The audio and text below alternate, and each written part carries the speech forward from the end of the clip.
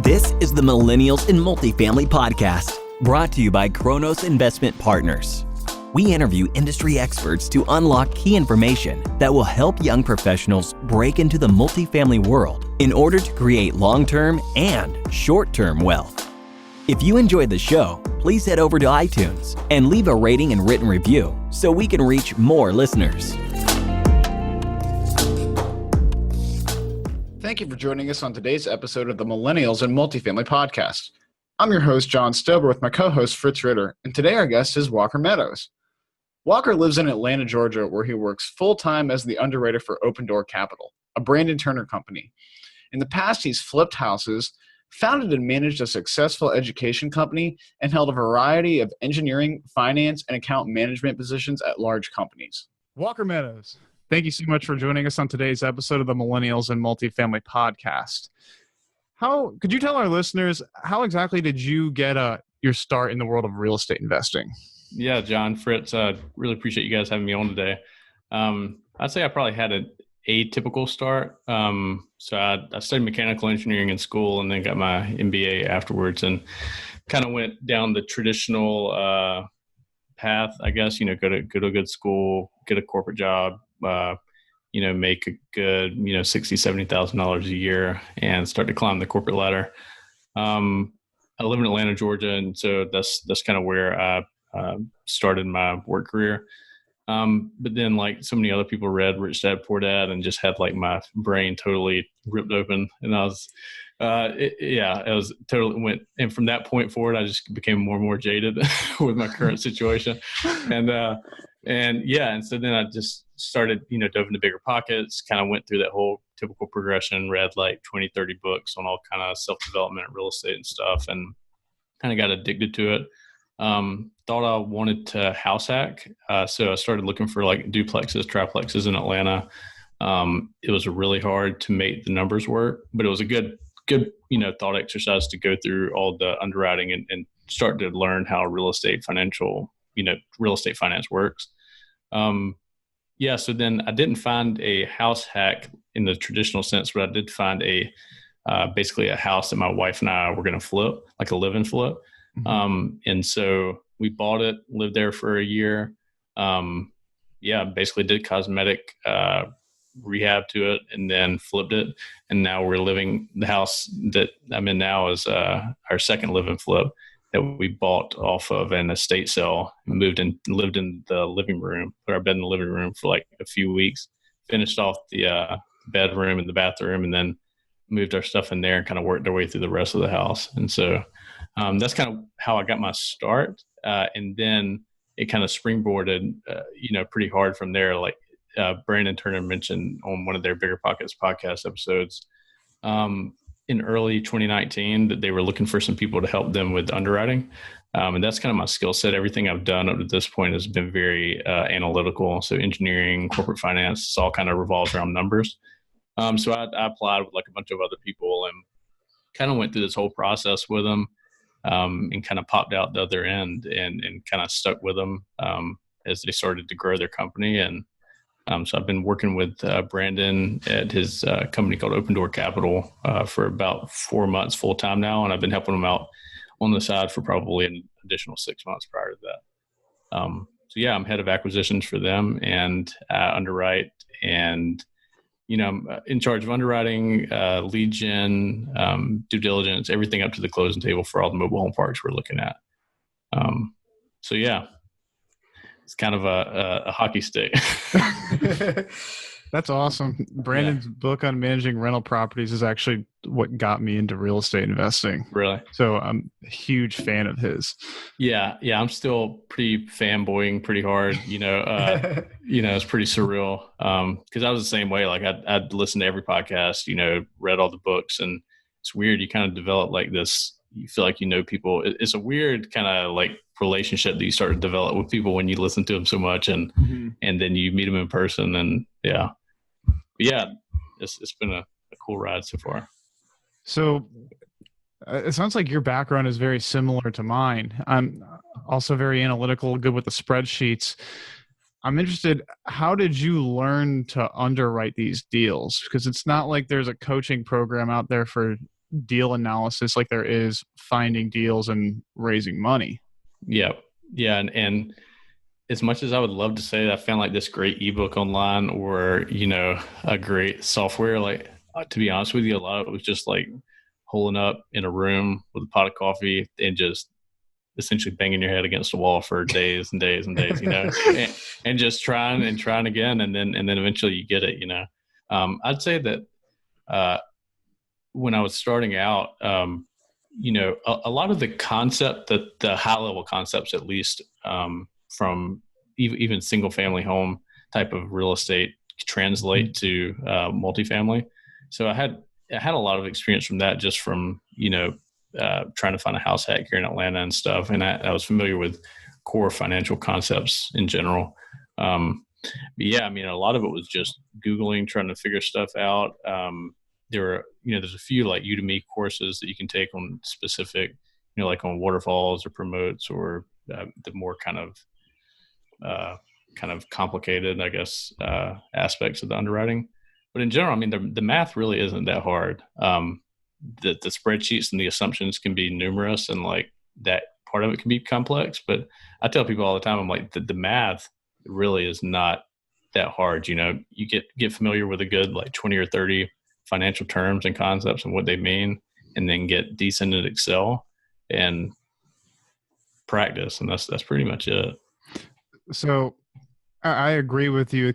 On a high level, it's not very hard, but you always hear, underwrite like 50 or 100 deals, and you'll start to realize what a good deal looks like.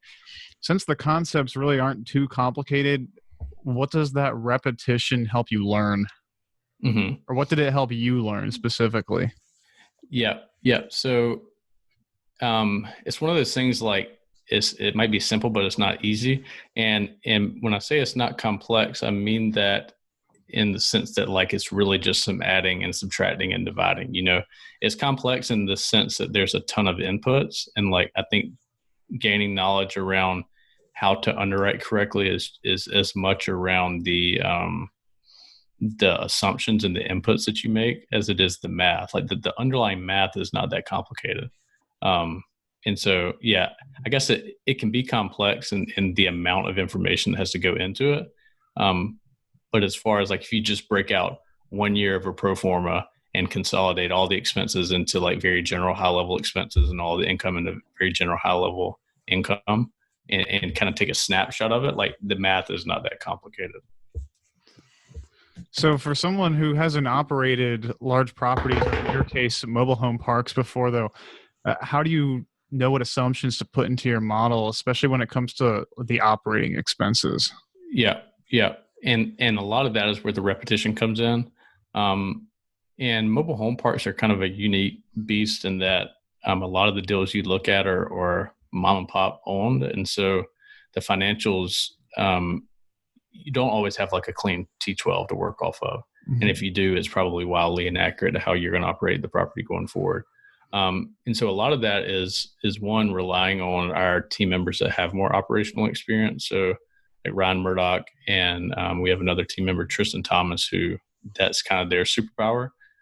So as far as honing in on what are appropriate operational expense assumptions, I would say I lean on them a good bit. And then also over time, like you start to develop rules of thumb. You can start to tell like if this, if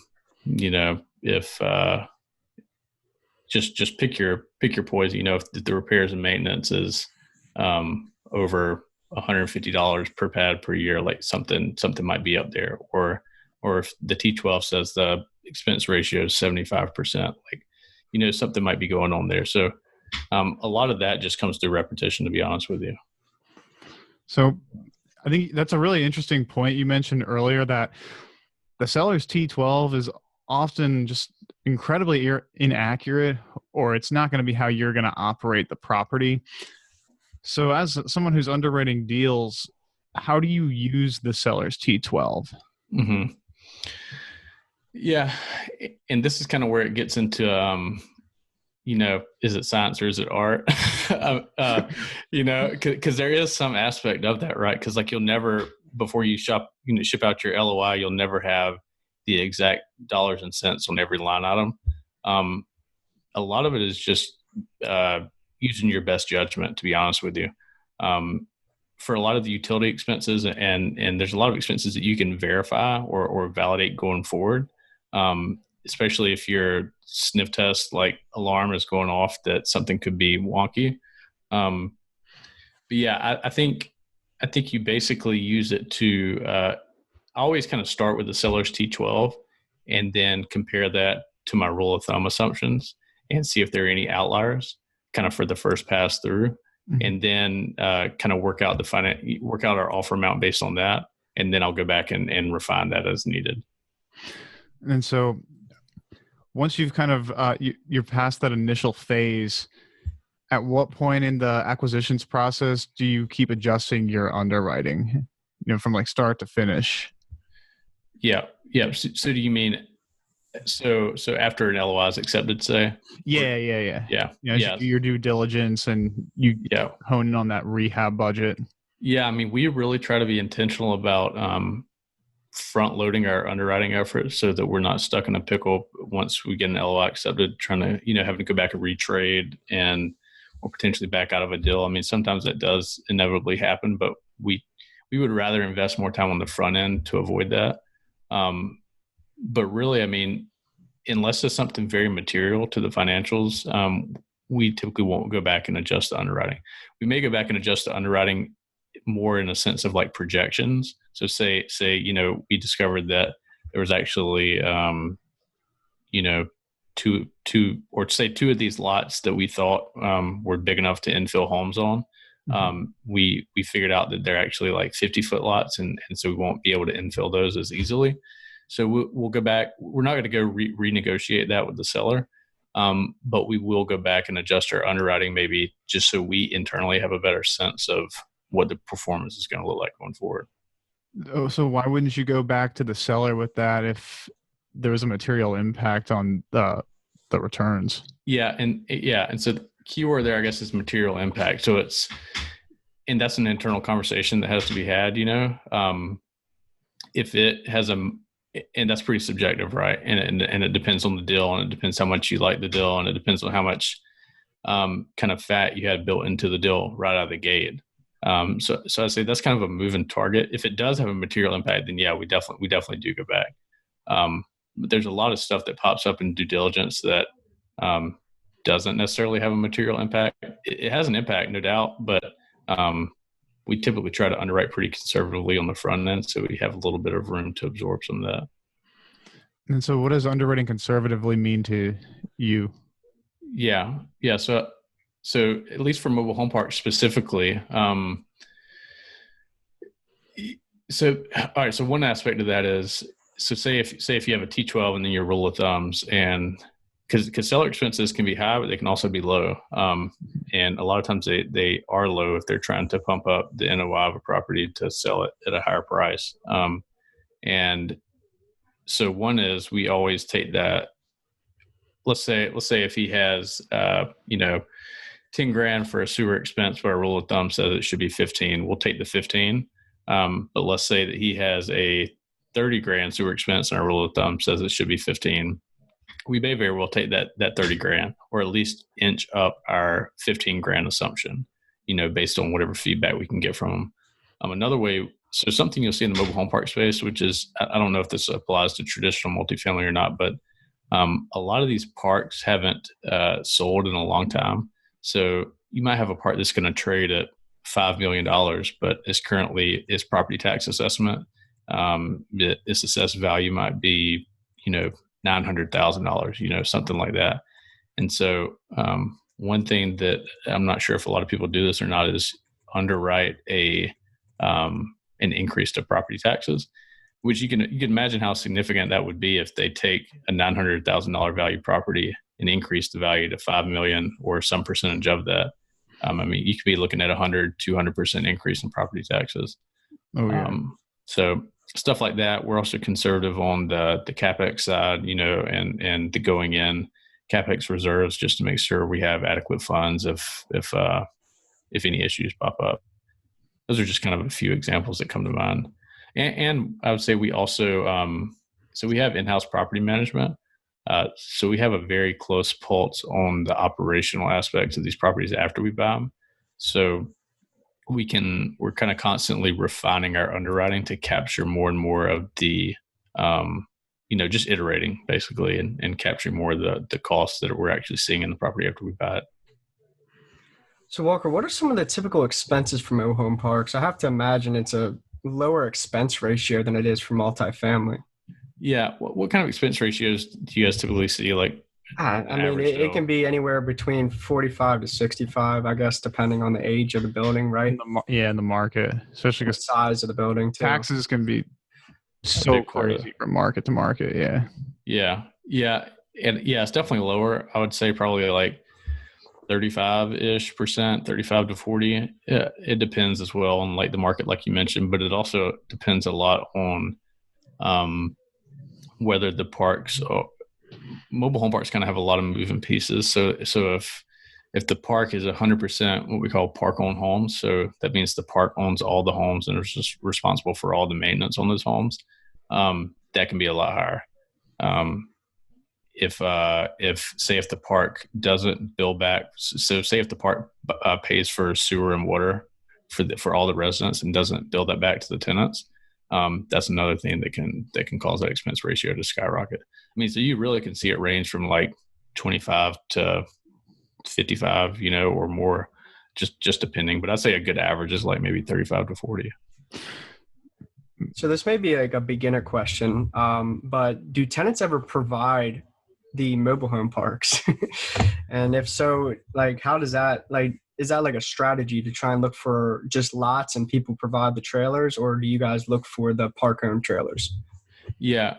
So typically when you buy a park, like it will be a mixture of both. So typically the parks that we go after, this is like a typical park we'll see. So it might be just 100 pads for like easy numbers, and it might be 70% occupied. So meaning that there are 30 vacant pads in the park and 70 of the pads have homes on them. And then maybe of those 70 homes that are in there, 15 of those, or say 10 of those might be owned by the park itself. And then the other 60 will be owned by the tenants. So it's really a mixture. Our preference is to have all tenant-owned homes, because that's what makes mobile home parks so sexy, or at least that's why they get such a good. That I think that's why the interest is really picking up, because if those tenants are in charge of the maintenance associated with their home, it really dramatically changes the whole intensity of the management, for the property. So is there like a general framework you follow when you're underwriting your mobile home parks? And I don't know if you've underwritten a lot of apartment buildings, but are there any differences if you have experience with both of them? Yeah, and I don't have a ton of experience on the traditional kind of apartment side. But yeah, I can kind of speak to our framework. So, I'm looking at our model right now. So it's kind of you kind of have, and I'm assuming a lot of this is very similar to multifamily, to be honest with you. A lot of it just kind of takes like a 10-year outlook into the future based on whatever business plan you're going to implement, whatever kind of financing you expect to get on the property. And then kind of incorporating the operational expenses and any rent increases you're foreseeing. But like some kind of unique things, I think maybe about our underwriting model or mobile home park business plans in general is the utility bill back. So in a lot of cases, parks have they're still paying for water and sewer for the tenants. So if you can go back and install meters at each tenant's home, and then they pay based on their water consumption. One, it helps conserve usage. It makes people use less.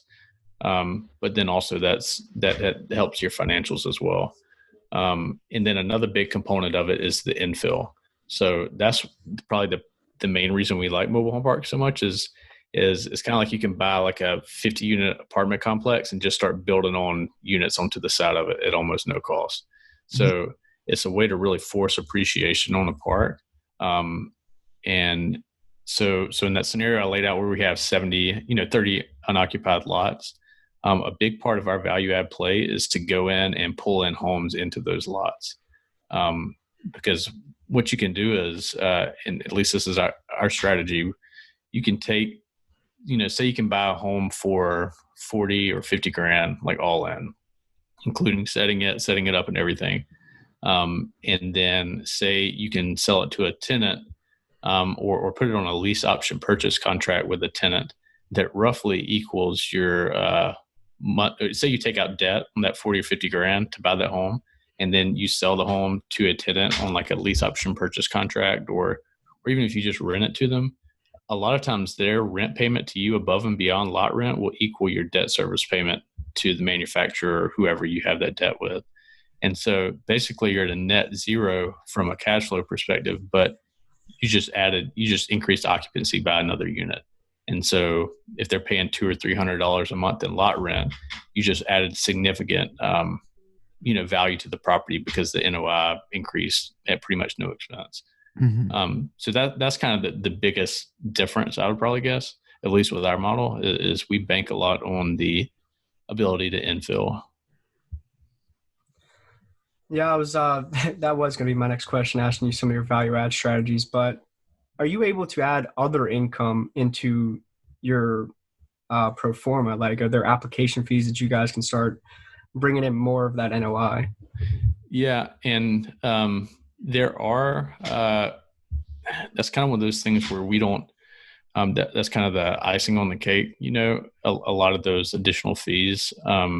We do recognize a lot of those once we take over control of the property, and you'll see them in a lot of people's T12s and stuff.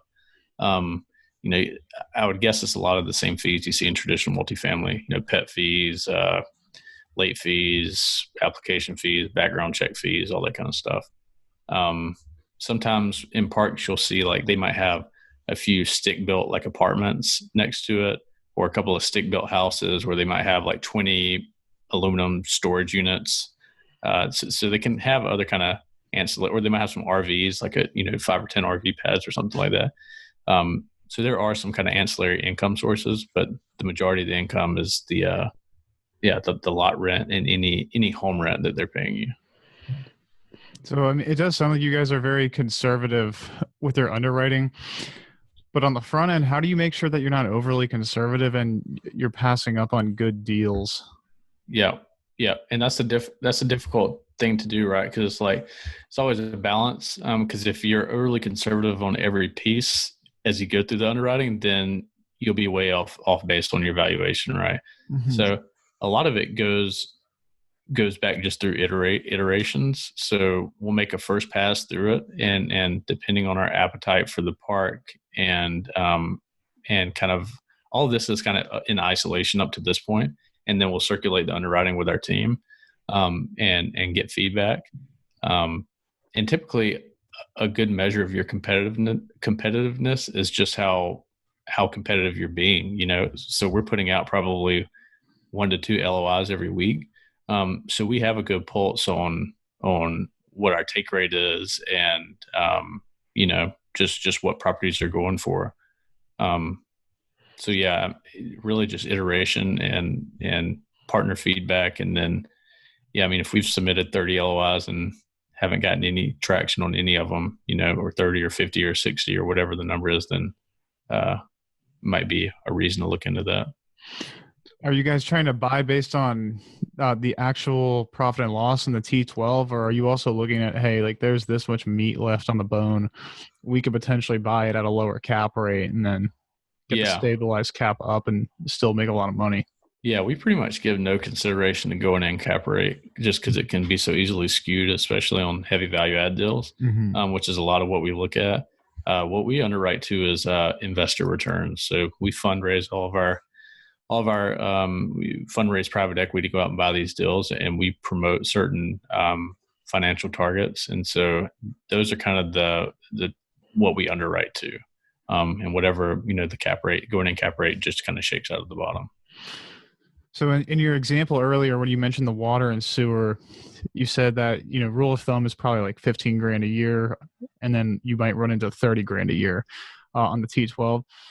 when would you take the 30 grand versus when would you say, hey, I'm going to underwrite 18 grand, say we can cut this cost down 12 grand a year? Yeah. So it really has to do with digging into the issue a little bit. Talking to the seller is one thing, but you're always kind of wondering whether you're getting the full truth. So a lot of times what we'll do is we'll talk to local handyman or whoever's been servicing the park. Typically there's like a local plumber who's been servicing the park for like 25 years. And if he's like, yeah, we had one issue last year where we had to replace this one section of line and everything should be good to go, and it's not a reoccurring expense, then that's a situation where we might lean more toward the rule of thumb. But if he's like, yeah, their whole system's leaking and we got to replace, a section twice a year, and we've had to do it for the past 3 years, and probably going to have to do it for the next 5 years, then that's a situation where that might be more representative. So it's really just trying to get feedback and dig into the reason behind the expenses, and then adjust your forward-looking expenses based on that. Love it. Numbers got to tell a story. Yep. And so I'm curious, with mobile home parks, what's typical financing look like for these? Yeah, it can range. It can vary a lot. So like for instance, on one part, the part we closed on in January, we got great Freddie Mac financing on it, like right at a 4% interest rate, 75% LTV, a year or two of interest only. So which is great, but that's for a pretty stabilized park. A lot of times on these a little bit hairier parks, you're either going with a credit union or a local bank or some type of bridge debt or a variety of sources. And kind of the three levels are bank, credit unions, local lenders, and then CMBS debt, and then kind of agency debt. And it really can be any of those three, depending on the quality and the type of park that it is. One issue that you do hit with a lot of times with financing, though, is the scenario we laid out where the whole park on home versus tenant on home situation. Banks won't value the income. Banks won't value the income associated with the park on homes typically, or I'll say the majority of banks won't. And so a lot of times what you'll have is a purchase price based on the income from including the park on home rentals. But the allowable debt from the bank will be only based on the lot income, not on the home income. And so there'll be a big discrepancy there. And so I'd say that's probably one difference between traditional multifamily and mobile home parks on the financing side. And so real quick, you mentioned CMBS debt. What is that? Yeah. So I'd say that's basically like one tier below agency. So in our world, we kind of have three tiers: local and bank lenders, which is going to be for hairier parks, with a lower LTV, higher interest rate, with the anticipation of refining in 2 years, 3 years after you turn the park around. And then CMBS debt is, I think it's commercial mortgage-backed security. It's basically like one step below agency debt. So they're not quite as picky as a Freddie Mac would be or a Fannie Mae, but still have much higher kind of rap sheet they're trying to meet relative to bank lenders. Are you struggling to understand how to underwrite multifamily properties? Hi, I'm John Stober, and I completely understand your problem. I thought underwriting would come naturally to me due to my background in finance and accounting, but I quickly found out that there aren't a lot of resources that cover this subject. I had no idea whether what I was doing was right, wrong, or just original. I don't want you to have to pick up little nuggets here and there like I did. So I wrote an ebook called How to Analyze Big Apartment Buildings and Make Them Feel Small that puts together all the pieces of the puzzle. We're also giving away a deal analyzer with the ebook, and they're both completely free. Don't wait as long as I did to start chasing financial freedom. Go to bit.ly/underwriting ebook and get your free copy today. And then is owner financing common in the mobile home park space? Yeah, it is common, and I'd say it's becoming more and more common, kind of given our current state with the coronavirus pandemic. So, and I'm sure you guys have seen this on the multifamily side too, but financing has just become a total, it's crazy, and it's just changing so much day to day, and it's hard to keep a pulse on it.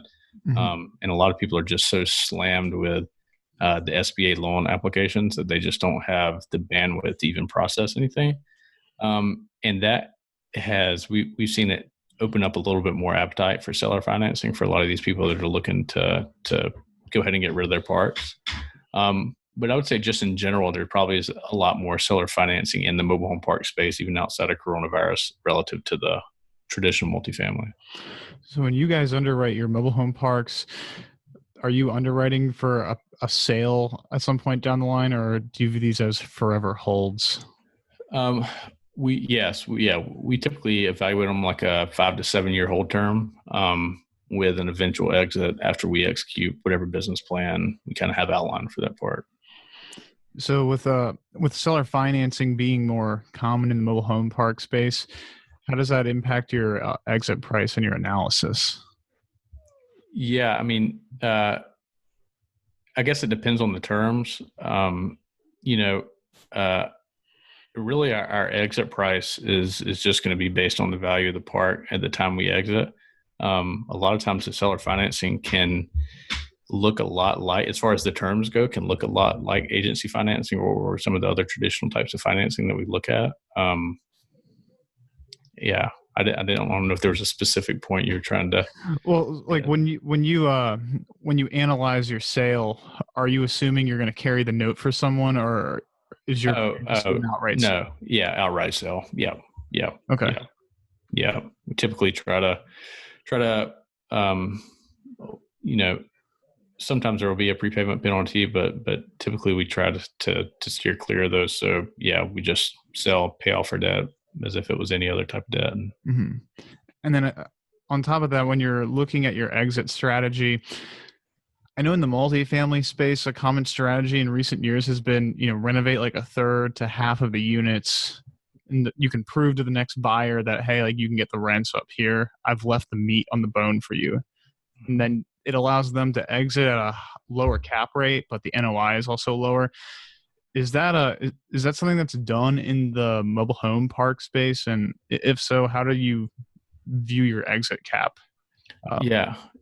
And I would say that may be done to some degree, probably not as explicitly as it is done in traditional multifamily. What you'll see, just different people have different business strategies in the mobile home park space. So some people buy parks at 20% occupancy and raise them to 60% and then sell them. And then you kind of got other buyers that will buy them at and this is what we are, we'll buy them at 60 to 70% and get them to 90, 92, 93%. And then you have more institutional buyers who buy only high occupancy parks typically.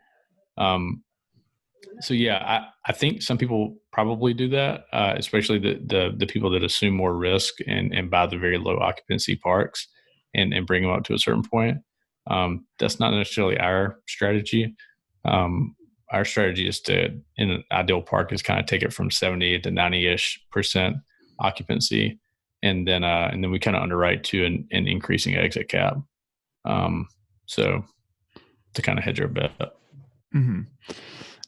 And so I'm just wondering, why don't you guys like those hairier deals with and getting them from 20 to 60% occupancy?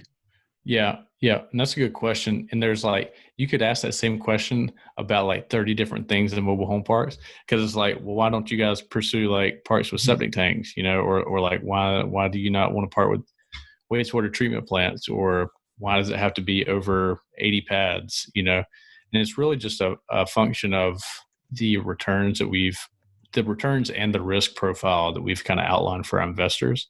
When you start getting down to a 20 or 30% occupancy park, that's almost more akin to a development play, which has a very different risk profile than a 70 or 80% occupied park. Mm-hmm.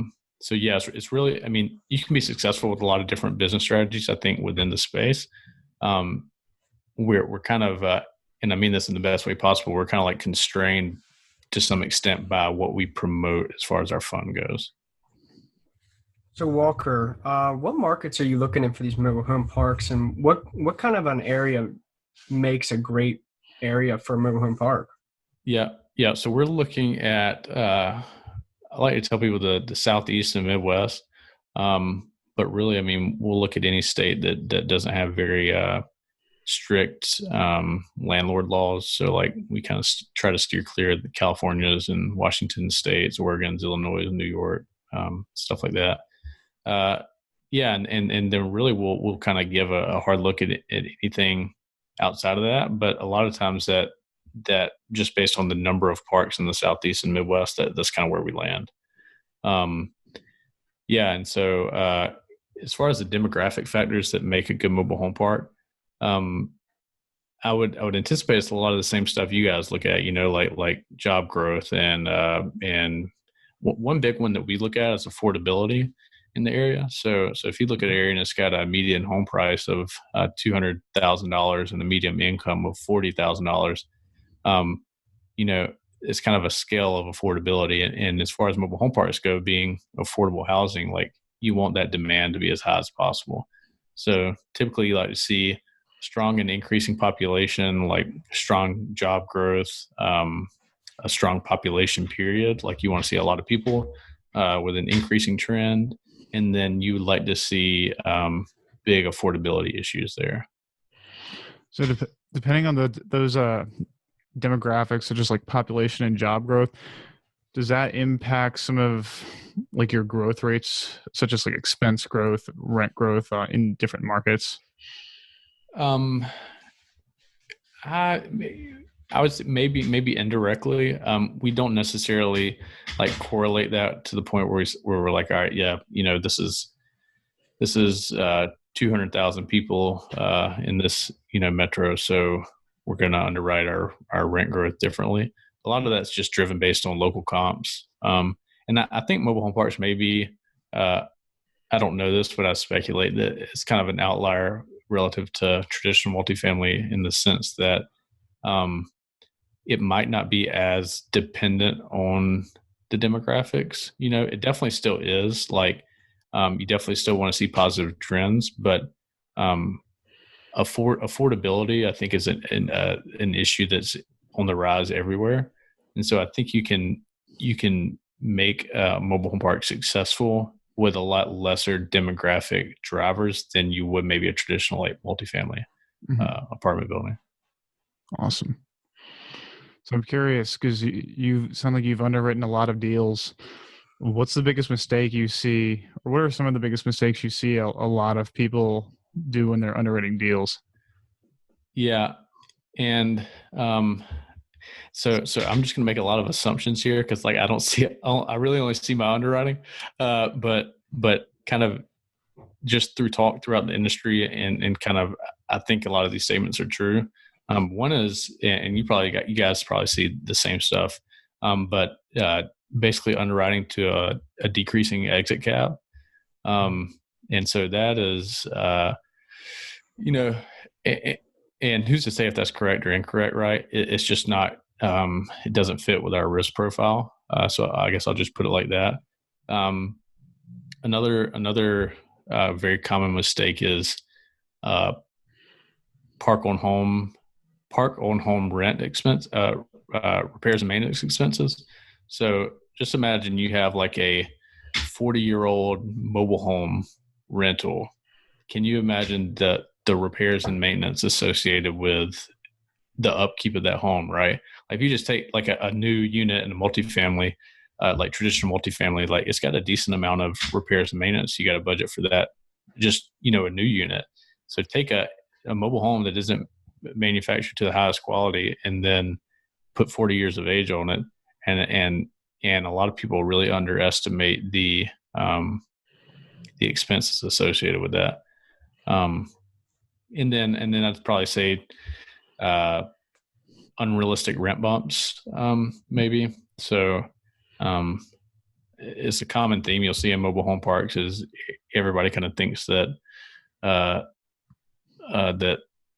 that basically they have a ton of rental upside, and they and sometimes parks are promoted that way. it's kind of become something that's associated with mobile home parks. I think everybody's like seller financing on every deal. Everybody's a mom and pop, and everybody's got $200 in upside on the rents. And a lot of times that's just not the case in the parks that we look at. So I think heavy due diligence on the rental comps is a big issue, and also make sure you're comparing for your comps that you're comparing like assets. So I mean, if you have a park that's set at $450 a lot rent, but it's like, a super nice park, and you're looking at a 2 or 3 star park, then you need to adjust accordingly. So those are probably the biggest 3 that come to mind. So with those rent bumps, how do you phase those in? Because what I see sometimes is people will assume that the day they own the park, like they're going to get those rent bumps. Yeah. And then other people they'll have like a 200 unit complex, and they'll say they're going to like renovate all the rents in a year. But it's tough to say, like, how quickly do those actually get phased in? Yeah. And so a lot of people have gotten a really bad rap in the mobile home park space for basically buying parks and absolutely cranking up rents on people. So say if they got a lot rent of like $180 and a new investment group buys them, and regardless of whether the market cap is like the market potential is there or not, they'll go in and like double the rents, and one, we just don't agree with that, like morally. So that's not a lot of the value add that we do isn't based on that. And 2, like, it's just not good for business either, right? I mean, that's just you don't want to drum up that kind of reputation. So just kind of laying that groundwork. I mean, we typically don't underwrite to, even if there is heavy upside potential. We're still only looking at no more than like 6 to 8% rent bump in the first year, and that's on the high end. And then as far as the timing factor, we typically just kind of we basically assume everything's going to roll in on average. So typically, it's almost as if you took those rent bumps and phased them in equally throughout the whole year. Is kind of the approach that we take. So that's 6 to 8%. Does that assume? I don't know if renovating units is common in the mobile home park space, but does that assume that even if a unit is renovated, you're only going to bump the rent 8%, or is that in their as is condition? Yeah, kind of as is. You don't really have the renovation of units because ideally a lot of these tenants own their homes, Mm-hmm. And so they're kind of responsible for all that. But then, I mean, that those rent bumps don't go without expense increases on our side as well. Like a lot of these parks, we're really trying to improve the quality of the park, and we're bringing in more homes and adding amenities and stuff like that. So, yeah. Okay. Awesome. So we are running up on time. So I wanted to get to our section of the show that we call the Fast Five. And they're the same 5 questions that we ask every guest who comes on this show. So if you're ready, we will get right into those. Yeah, let's do it. So if you had to start all over again and you were in your early 20s, how would you do that? I would kind of do what I did, just a lot faster. Like I would find an underserved skill set that a lot of the older, more experienced investors needed, which I think is underwriting. I think that's one of the best ways to do that. And then I would just get so hyper crazy good at Excel and teach myself all the real estate financial concepts, and then try to get plugged in for free, helping somebody out for free for a year, 2 years, whatever it took to gain the boots on the ground knowledge. Because really, I think at the end of the day, the knowledge that you gain is worth. The lifetime value of that knowledge is worth infinitely more than whatever slice of a deal you could get or whatever measly salary they could pay you. It's the real values in the knowledge, I think. Mm-hmm. That plays great into our next question. How do you see young professionals adding the most value to experienced operators in this space? Yeah. Underwriting. And I guess a lot of it is getting a sense for, especially if there's somebody specific that you want to work with, getting a sense for what they need help with without having to ask them what they need help with. I think that's what nobody wants, is to for somebody just to say, hey, I'm wanting to learn. I can work for free. What can I help you with? Because then you put the burden on them to try to figure that out. So I think it's like figure out what you're good at. Like if you're not good at numbers, you probably don't want to be offering that skill set up in underwriting. If you're good at the operation side of stuff, then there's value you can add there. I think a lot of it requires some introspection and like figuring out what you're good at and what you enjoy too. What you just said about like burdening them when you go to someone and you don't actually like have something to offer them. Oh my, like that is such a gold nugget. Yeah. I mean, it's super true. And like Brandon and David Green mentioned this a ton on the podcast. And it's true, right? I mean, they don't know what you're good at. They don't have time to figure it out either. Like, right. Go in, provide value with no expectation of any kind of benefit or monetary reward. And then like, yeah, everything will start flowing your way, I think. Yeah. All right. So the next question is, what's the biggest mistake you've made in your career, and have you since adjusted your business or just made adjustments because of that? Yeah. The biggest mistake I made, I would say probably the biggest mistake, I wish I could have read Rich Dad Poor Dad when I was like 12 or something, to be honest, but I probably wouldn't have had the ears to like hear it then, but I would say probably just because I'm relatively new in my career and like thankfully at least in the real estate sphere, like no huge mishaps have happened so far. A lot of my kind of perceived mistakes, I think, are having my blinders on too much, and being too unknowingly bought into what society kind of had planned for me and kind of the path. It maybe kind of discover that a little bit earlier. And you're perfect. You feel the same? So, number 4, what's been your favorite way to incorporate technology and social media into your business? Yeah, I didn't have Facebook until I got involved with Brandon, and then I had to get it to be linked up with the underwriters. So I kind of went off on a bender like probably 3 or 4 years ago and deleted every bit of social media I have, and it was like the best thing I've ever done. And so like I'm no like social media or like Google AdWord wizard or anything like that. Yeah, I'd say technology wise, I mean, I guess you could say Excel, like, yeah, building financial models in Excel, I guess, is my best use of technology. Well, you met Brandon through Bigger Pockets, right? That's social media. Yeah. Well, I actually met him through email. I heard him on a podcast and then emailed him, and then they asked me to download Facebook so that I could join the group to stay up to date. And I was like, I'm gonna look super spammy because I have like no friends and they're not gonna know if this is the right person. And but I think social media can be great and everything, and that's not a low blow on anybody that does it. It was what I decided to do at the time. You. Yep. So last question is, what book has most influenced you along your journey? I think I know the answer to this.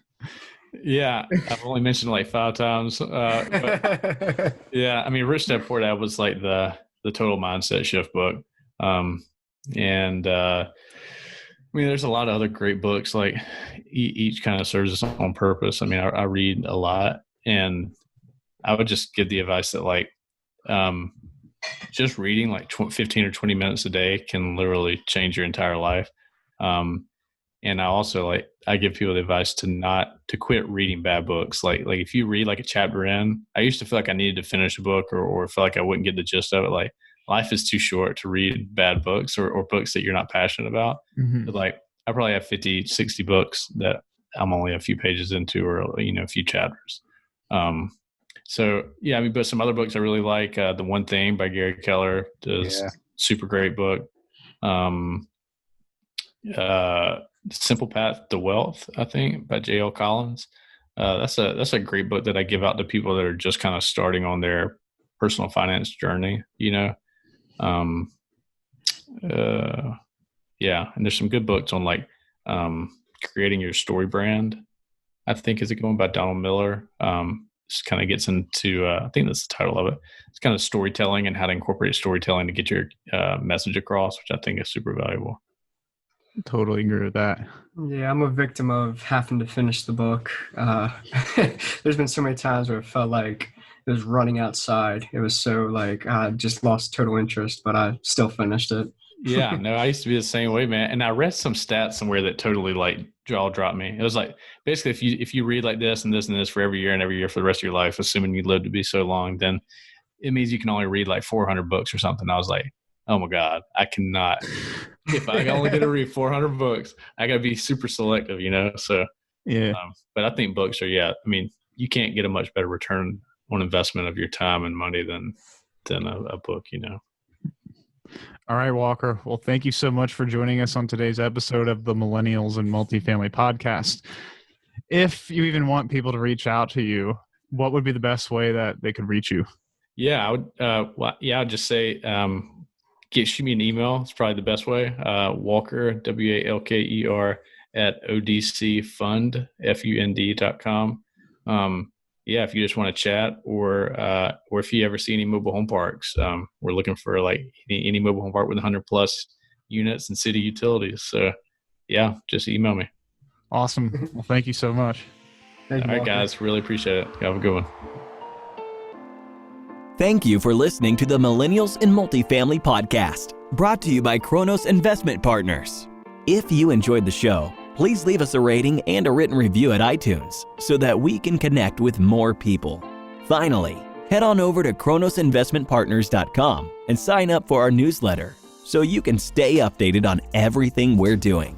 If you're interested in partnering with us as we find new opportunities, you can also schedule a phone call with us under the Contact Us tab at kronosinvestmentpartners.com.